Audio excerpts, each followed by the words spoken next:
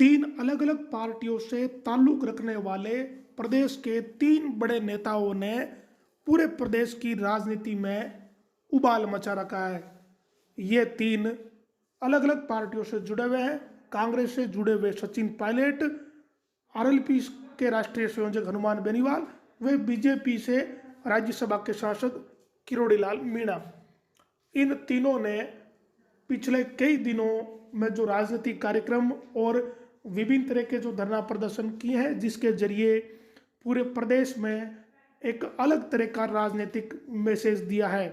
अलग अलग पार्टियों से ये ताल्लुक रखते हैं और तीनों ही बड़े नेता अपने अपने क्षेत्रों के माने जाते हैं। सचिन पायलट की पूरे प्रदेश में एक बड़ी फैन फॉलोइंग है। वहीं आरएलपी के राष्ट्रीय संयोजक एवं नागौर के सांसद हनुमान बेनीवाल जाट समाज के युवाओं के साथ साथ जो अन्य समाज के युवा हैं उनके बीच भी लगातार पॉपुलर हो रहे हैं।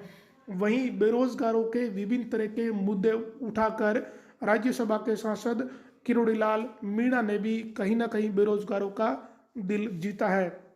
ये तीनों नेता जिस तरह की राजनीति प्रदेश में इन दिनों कर रहे हैं, उसके चलते इन तीनों नेताओं का जो राजनीतिक ग्राफ है वो लगातार बढ़ रहा है। सचिन पायलट युवाओं के बीच लोकप्रिय है और जब वो पीसीसी चीफ थे तो उन्हीं के दम पर कांग्रेस पार्टी वापस सत्ता में लौटी, ये बात जग जाहिर है। वहीं डिप्टी सीएम सचिन पायलट को बनाया गया। इसके बाद आपसी टकराव हुआ और पायलट का जो गुट है वो मानेसर चला गया था, जिसके बाद जो सारा घटनाक्रम कांग्रेस में हुआ वो पूरे प्रदेश के जो लोग हैं वो जानते हैं। सचिन पायलट अभी फिर से किसान सभाएं कर रहे हैं। नागौर में किसान सभा के बाद उन्होंने किसान सभा हनुमानगढ़ में की, झुंझुनू में की और इसके जरिए एक राजनीतिक मैसेज देने की कोशिश सचिन पायलट के गुट की तरफ से हुई है। सचिन पायलट के अलावा आरएलपी के राष्ट्रीय संयोजक एवं नागौर के सांसद हनुमान बेनीवाल भी जबरदस्त तरीके से सक्रिय हुए हैं। जयपुर में पेपर लीक मामले को लेकर बड़ा प्रदर्शन किया गया। खुद बेनीवाल बैरिकेड्स पर चढ़ गए थे और एक उग्र प्रदर्शन करके यह संदेश दिया कि आरएलपी आक्रामक राजनीति करने के मूड में है। बेनीवाल की छवि जग जाहिर है, वो एक आक्रामक नेता के रूप में जाने जाते हैं। उनकी बेबाक बयान देने की जो छवि है उसके बारे में सभी जानते हैं। बीजेपी व कांग्रेस दोनों ही पार्टियों को बेनीवाल लगातार निशाने पर लेते रहे और प्रदेश के सीएम अशोक गहलोत व पूर्व सीएम वसुंधरा राजे पर गठजोड़ का आरोप भी लगातार बेनीवाल पिछले कई सालों से लगा रहे। और अब जब जैसे जैसे विधानसभा चुनाव का समय नज़दीक आ रहा है तो ठीक वैसे ही जो राजनीतिक पार्टियों की गतिविधियां बढ़ रही है, जिसमें सबसे अधिक सक्रिय इन दिनों सचिन पायलट, हनुमान बेनीवाल और किरोड़ी लाल मीणा है। तीसरे जो बड़े नेता हैं वो प्रदेश के राज्यसभा के सांसद किरोड़ी लाल मीणा, जिन्होंने पिछले काफ़ी समय से बेरोजगारों से जुड़े विभिन्न तरह के मुद्दे उठाए हैं, जिसमें विशेषकर पेपर लीक से जुड़े जो मामले हैं, इन मामलों में किरोड़ी लाल मीणा ने जिस तरह के खुलासे किए वो काफ़ी चौंकाने वाले हैं।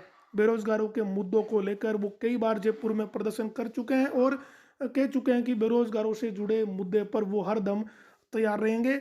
एक तरह से किरोड़ी लाल मीणा, जिन्हें डॉक्टर साहब के नाम से भी जाना जाता है, और डॉक्टर साहब ने युवाओं का प्रदेश में दिल जीता है और एक बड़ा मैसेज किरोड़ी लाल मीणा ने अपने प्रदर्शन के जरिए बीजेपी के आला कमान को भी दिया है। ये तीन ऐसे नेता हैं जिनका राजनीतिक ग्राफ दिनों दिन बढ़ता जा रहा है। ऐसा नहीं है कि इनका राजनीतिक ग्राफ पहले नहीं था, पिछले कई सालों से ये सभी लोग राजनीति में सक्रिय हैं। सचिन पायलट पीसीसी चीफ जब रहे तो उस दौरान कांग्रेस सत्ता में आई थी, तब भी पायलट का ग्राफ बहुत अच्छे स्तर पर था। और अब जिस तरह से वो पार्टी में रहकर जो विभिन्न तरह के जो मुद्दे हैं उनको उठा रहे हैं, इसके बाद पायलट का क्रेज युवाओं में और भी बढ़ा है। हनुमान बेनीवाल का भी क्रेज लगातार युवाओं के बीच में हमें देखने को मिला है। बेनीवाल फिर से सक्रिय हुए हैं, चाहे पेपर लीक का मामला हो या बजरी से जुड़ा मामला हो, इन सभी मामलों को लेकर